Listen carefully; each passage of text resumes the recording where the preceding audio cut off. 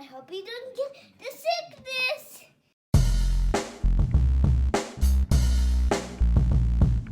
My boy Kurt is a stay-at-home dad, watching Disney movies he never had. His daughter digs through all the VHS, crushing the classics in a princess dress. Informed like Scuttle, Kurt's got your ticket, making it real like Jiminy Cricket. Most off the Captain Hook, but if the Tweedle dumb, he'll be taking more shots than Bambi's mom. Leave him raised like Simba, or cracked like the beast dishes. He'll show you a whole new world, you won't need 3 wishes. Stay-at-home Disney dad.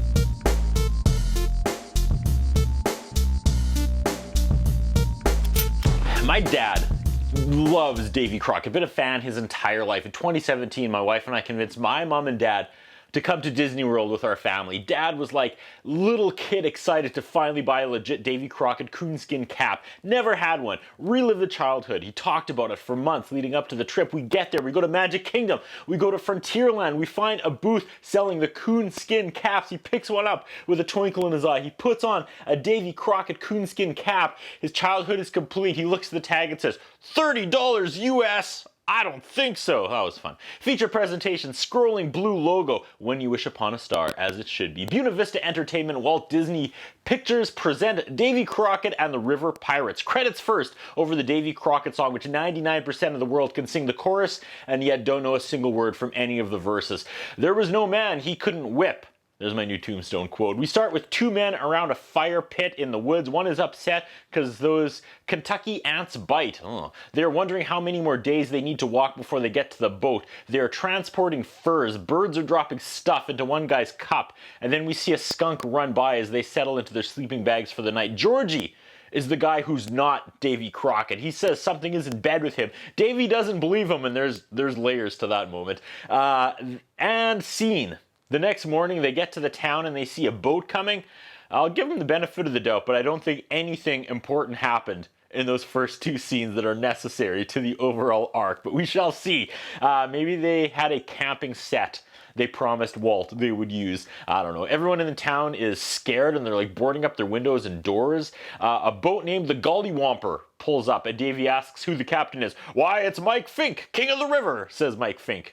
King of the River. Georgie says, Mike, meet Davy Crockett, King of the Wild Frontier. Mike gives him this seductive elevator, looks him up and down and says, you're a foot shorter than you ought to be. And Georgie says, Davy's still growing.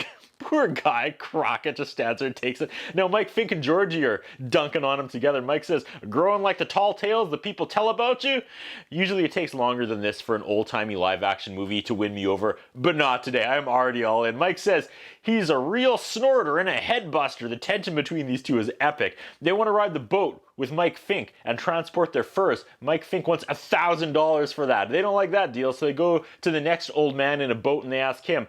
He has a boat, but no crew. They all quit. The crew quit because of, and we jump Racism Canyon. Basically, indigenous people have been pirating the waters and have everyone too spooked to sail.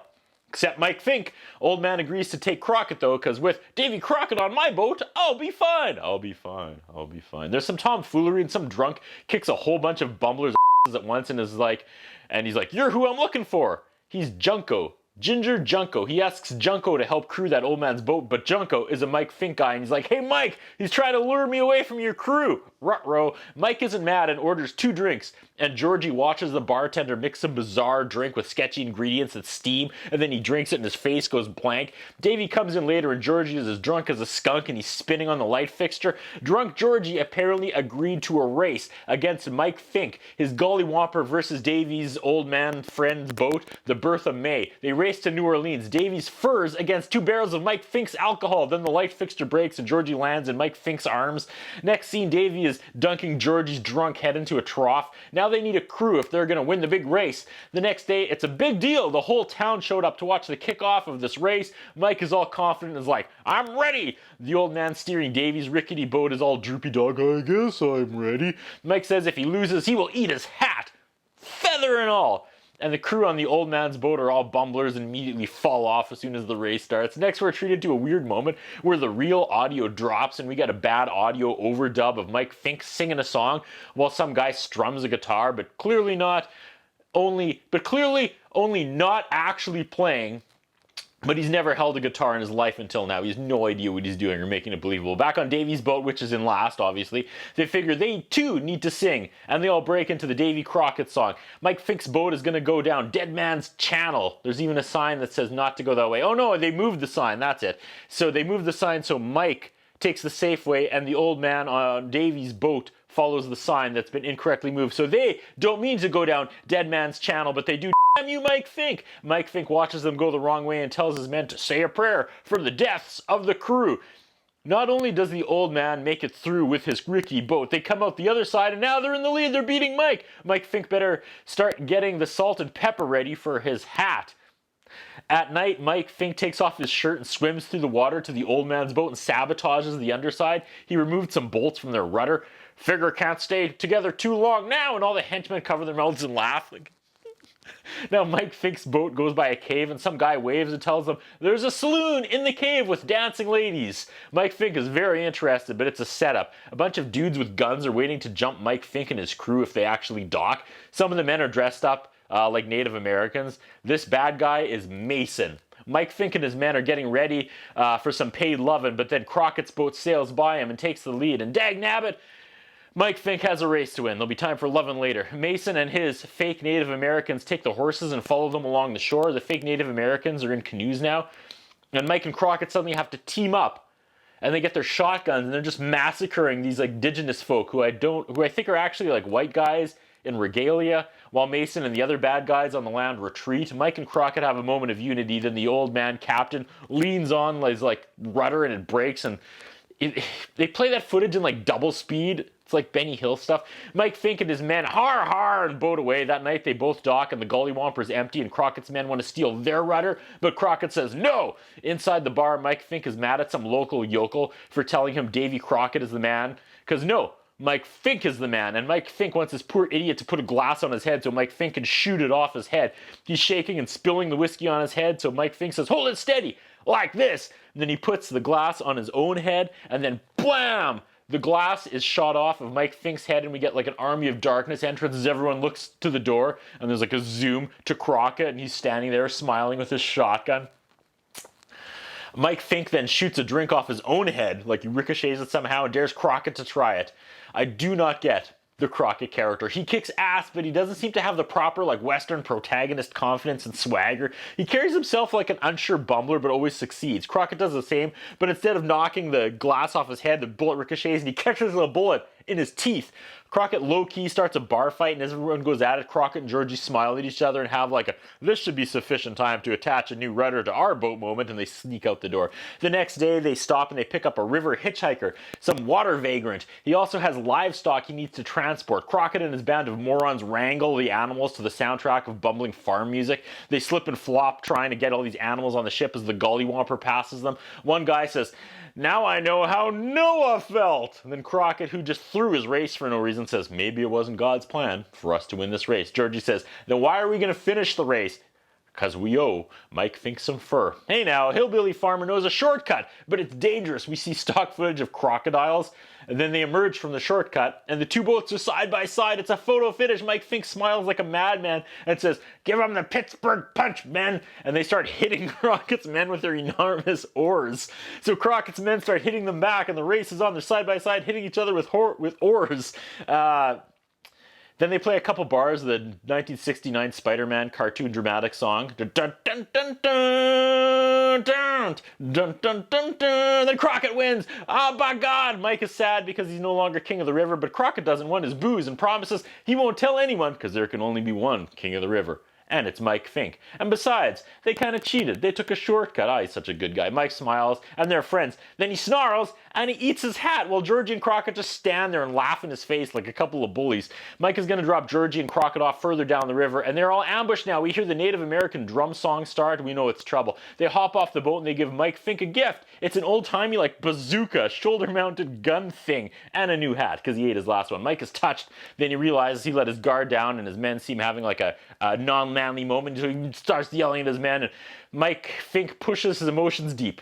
Crockett and this Georgie walk to their town, and dramatic music starts up again. It's actually a great shot when they exit frame, and then a Native American like pops up and turns around and faces the camera. That was some good stuff. They realize the forest is too quiet. They feel like they're being followed. The ominous drum music continues, and Davy gets caught in one of those ankle noose snare things that flips him upside down. He's hanging from a tree branch. Then Georgie gets caught in one, and his army of indigenous people rush and trap them and take them away. They're tied up. They're transported by horseback back to the Native American camp. They see Mike Fink's boat in the distance, but Mike Fink doesn't notice them tied up on the horses on the banks. They get dumped in a wooden jail, and then the chief comes in and says Davy Crockett is hunter of the white man. We pivot and we have a new side story. They're talking about the river raids by that cave where they were ambushed. The chief asks his second guy what he's heard, and the other guy sits up and says, I only hear white man lies. All right.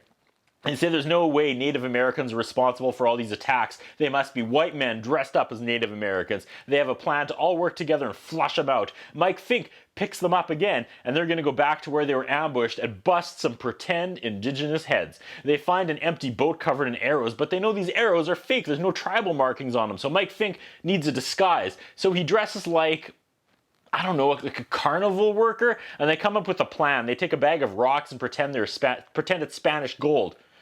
I'm starting to fall in love with Mike Fink. This just brute of a man just soaks up every scene he's in. JJ McGillicuddy is his fake name. He tells the people in town they're carrying massive amounts of gold, and one guy playing the banjo breaks a string when he hears this, and because he's a spy for Malcolm and the fake Native Americans. So he invites himself aboard the boat, but not before the bar patrons start talking shit about Mike Fink, who has to remain undercover as JJ McGillicuddy. This is actually a great scene. He takes it and takes it and takes it, then finally snaps and flips the table and apologizes and says, just had another one of my seizures. Oops, on the boat, they're all singing. They want a woman before they die, the crew does. Lofty goals for these bunch. The evil musician sneaks below to like peek on the gold, and he finds out it's rocks, and he's actually on board with Crockett and Fink. So he comes to the top, and he starts loudly singing a song about how he's on a boat with Crockett and Fink, and this is still an ambush, but they drag him down before Malcolm's men on the shore, who are waiting to ambush them, can hear this song about how it's a double ambush. The fake Native Americans try to canoe out towards the boat, and they're absolutely massacred. It turns out they were indeed white dudes pretending to be Native Americans just as they thought. There's regular villains that also swim out and try to attack the boat as well, to no avail. The bad guy sent a canoe with dynamite in it towards the boat, but Crockett uses his oar and pushes it back from the boat towards the bad guys that are swimming away for their lives, and it explodes, and I guess it kills them all. Shot of Crockett kind of half-heartedly, would you look at that, chuckle when all these people die. It's almost unnerving.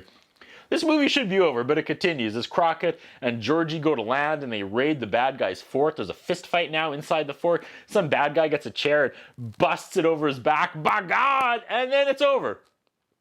Suddenly, just like that, we get the racist song as Mike Fink and his men sail away on a safe river as Crockett and Georgie walk off. What happened? There should have been like another scene there. They needed like more than 15 seconds to wrap that up. But other than that, I get it. I'm a full-grown adult, and I want to be Davy Crockett. Next time I'm in Disney World, I'm going to buy me a coonskin hat and buy one for my dad. That's how much I love them, and that's what memories are worth. They're worth more than money. But $30 US for the two, that's like $100 Canadian. Dad can borrow mine. That's what I think about. What do you think? What we have is a concern about Curtis Anderson. His interviewing style is not the best. His personal appearance is not the best. I was wondering if the man has some kind of a hold over the channel that he's allowed to be employed for so long with the standards of journalism and personal appearance that he has. Thank you.